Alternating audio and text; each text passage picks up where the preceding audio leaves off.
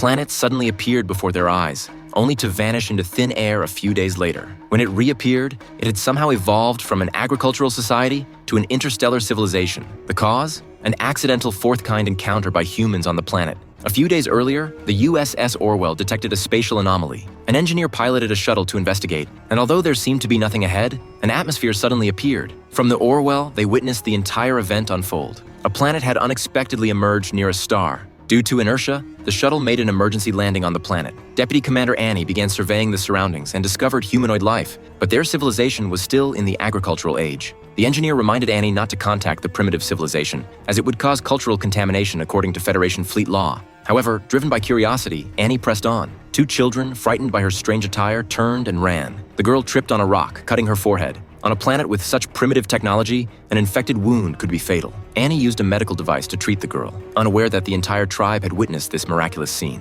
She never imagined that this single act would have an indelible impact on the entire planet. After returning to the ship, their superiors ordered the Orwell to continue investigating the planet. Astonishingly, the planet disappeared right before their eyes. The engineer hypothesized that the planet might be on a multi-dimensional orbit, with part of its trajectory in another universe, explaining its vanishing during its revolution. Data analysis predicted the planet would reappear in 7 days, and after an anxious wait, the engineer's conjecture was verified. In just 7 days, the planet had undergone immense changes. Not only had the population soared, but technology had also advanced to medieval levels. The captain decided to land again to investigate. The once small tribe had developed into a town, confirming the engineer's theory. When the planet entered the other universe, time's passage accelerated. Although they had only experienced 7 days, 700 years had passed on the planet. As they continued their investigation, a peasant woman, upon seeing Annie, emotionally brought her child and knelt before her, begging for Annie's blessing. Annie, unable to refuse, awkwardly obliged. Everyone was baffled. After infiltrating the town, the truth was finally revealed. The story of Annie saving the little girl had been passed down as a legend, even spawning a religion with Annie as the savior.